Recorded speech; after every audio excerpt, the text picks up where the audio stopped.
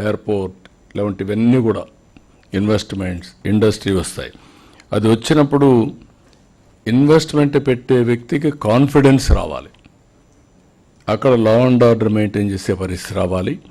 అడ్మినిస్ట్రేషన్లో మేము క్లియరెన్సెస్ ఇవ్వడమే కాకుండా లా అండ్ ఆర్డర్ కూడా పర్ఫెక్ట్గా ఉంది అనుకుంటే వాళ్ళు వచ్చే పరిస్థితి వస్తుంది.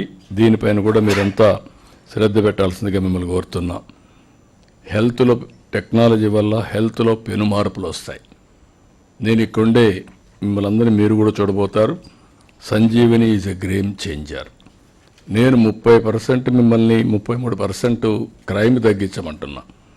అదే హెల్త్ డిపార్ట్మెంట్ని 33% బడ్జెట్ తగ్గించమంటున్నా. టెక్నాలజీ ఉపయోగించి ప్రివెంటివ్ హెల్త్కి వెళ్ళి అదే మరి క్యూరేటివ్ హెల్త్కి పోయి అది కూడా కాస్ట్ ఎఫెక్టివ్గా చేసి ఇంకొక పక్క రియల్ టైం మానిటరింగ్ కూడా స్టార్ట్ చేసి వల్నరబుల్ పేషెంట్స్ అన్ని ఎప్పటికప్పుడు చేయగలిగితే చాలా ఇంపాక్ట్ వస్తుంది. ఇక్కడుండే మిమ్మల్ని కూడా ఒకటే కోరుతున్నా, ప్రతి ఒక్కరం కూడా హెల్త్ మెయింటైన్ చేయాలి. మీరు హెల్తీగా ఉంటే స్టేట్ కూడా హెల్తీగా ఉంటుంది. లేకపోతే మీరు అన్హెల్తీ అయితే మాత్రం ఇల్ హెల్త్ అయితే మీ యొక్క ప్రొడక్టివిటీ తగ్గిపోతుంది. కాబట్టి ఫస్ట్ ఆఫ్ ఆల్ నేను మిమ్మల్ని కోరేది, ఎప్పుడు యోగా రామ్దేవ్ బాబా చెప్తా ఉంటాడు, 120 ఇయర్స్లో తినవలసిన ఫుడ్ కొంతమంది 40 ఏళ్ళు తినేస్తున్నారని, అక్కడి నుంచి ప్రాబ్లమ్స్ వస్తున్నాయని. బాడీకి నేను మార్నింగ్ కూడా చెప్పాను, సాయిల్కి కావాల్సిన న్యూట్రిషియస్ మినరల్స్ ఎవ్రీథింగ్ బ్యాలెన్స్, మన బాడీకి కూడా కావాల్సిన న్యూట్రిషియస్ ఫుడ్ బ్యాలెన్స్ చేసుకోగలిగితే చాలా వరకు హెల్త్ అంతా కూడా ఇంప్రూవ్ అవుతుంది.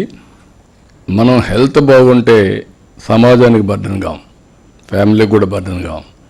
ఇప్పుడు మనందరం ఉన్నాం, హెల్త్ బాగలేకపోతే మీరు పోలీస్ ఆఫీసర్లు కానీ కలెక్టర్స్ కానీ గవర్నమెంట్ డబ్బులు ఇవ్వాలా, ఆటోమేటిక్గా బడ్జెట్ అంతా ఖర్చు పెట్టాలా. అదే కానీ మీ హెల్త్ బాగుంటే రాష్ట్ర బడ్జెట్ కూడా తగ్గుతుంది. ఇప్పుడు 20,000 కోట్లు ఖర్చు పెడుతున్నాం హెల్త్లో. దీంట్లో ఒక 30% తగ్గిస్తే it is a big money. రెండోది, మనం అందరం కూడా పనిచేసాం, హ్యాపీగా నిద్రపోయి నేర్చుకోవాలి. నేను ఇవన్నీ మీతో మాట్లాడుతూ ఉంటా అనిపిస్తుంది మీకు, ఈయన ఇట్లే మాట్లాడుతూ ఉంటాడని. I was scene in my life. మనం పని చేయాలి, పని చేసిన తర్వాత రెస్ట్ కూడా తీసుకోవడంలో నేను అందుకే చెప్తున్నా, స్మార్ట్గా పని చేయమంటున్నా మిమ్మల్ని అందరినీ. హార్డ్ వర్క్ కాదు, స్మార్ట్ వర్క్ చేయండి. Everything is available. If you do smart work you will win the game. ఆ విషయం మీరు గుర్తుపెట్టుకోవాలని కోరుతున్నా. మనసు పెట్టి పని చేయండి, ఎప్పుడు కూడా విసుగు రాదు. నేను పిల్లలకు కూడా చెప్తున్నా, మనసు పెట్టి చదువుకోమంటున్నా, అప్పుడు ఎన్ని ఉండవు. మూడోది, పని చేయడం కూడా మనం అందరం ఒక పద్ధతి ప్రకారం చేయగలిగితే చాలా ఫలితాలు వస్తాయి. మార్నింగ్ పోలీసులే కాదు, అందరూ కూడా 1 అవర్ ఎక్సర్సైజ్ చేయాలి. పోలీసులు అయితే కంపల్సరీ, అది మీరు కూడా మర్చిపోయారు. ఇప్పుడు అందరినీ మిమ్మల్ని అందరినీ రొటేషన్ మళ్ళా ఇక్కడికి పంపించాలి, ఏది బెటాలియన్స్ పంపించాలి. కాబట్టి physical fitness is a must. ఇవి కానీ మనం చేయగలిగితే చాలా ఫలితాలు వస్తాయి.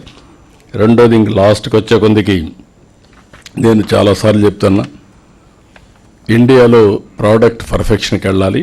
దానికి కూడా ఏ విధంగా పోవాలనో ముందుకెళ్తున్నాం. కంట్రీ మీరు నిన్న ప్రధానమంత్రి గారు GST రిఫార్మ్స్ తీసుకొచ్చారు. ప్రపంచంలో ఎక్కడా లేని విధంగా రిఫార్మ్స్ తీసుకొచ్చారు. ఈరోజు కామన్ మ్యాన్కి పర్చేసింగ్ కెపాసిటీ పెరుగుతుంది. That is a big reform.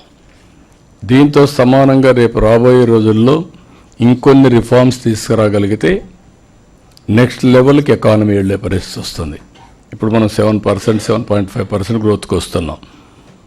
కరెక్ట్గా ప్లాన్ చేస్తే 10% ప్లస్కి వెళ్ళే పరిస్థితి వస్తుంది. ఈరోజు ప్రపంచంలో గ్రోత్లో నెంబర్ 1 ఇండియా. ఏ దేశం కూడా మనతో పోటీపడే పరిస్థితి లేదు. ఈ విషయం కూడా మీరు గుర్తుపెట్టుకోవాల్సిన అవసరం ఉంది. ఇప్పుడు యంగ్స్టర్స్ మిమ్మల్ని అందరినీ చూస్తున్నాను, చాలామంది 2050, 55 వరకు కూడా ఉంటున్నారు. I'm very happy, proud of you. ఎందుకంటే 2047 100 ఇయర్స్ ఇండిపెండెన్స్ డే. ఆ రోజుకి India will be number 1 country.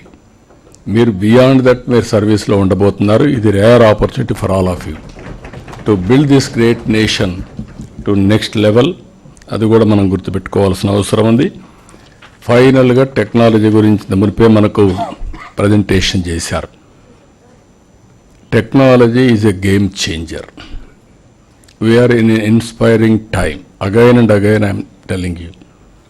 మనం కానీ టెక్నాలజీని ప్రాపర్గా ఉపయోగించుకోగలిగితే డెసిషన్ మేకింగ్ తీసుకునే లీడర్షిప్ని మనం ప్రమోట్ చేయగలిగితే, డెసిషన్ తీసుకునే లీడర్షిప్, మళ్ళీ టెక్నాలజీ ఉండి మీరు డెసిషన్ తీసుకోకపోతే మాత్రం ఫలితాలు రావు. Data driven decision making.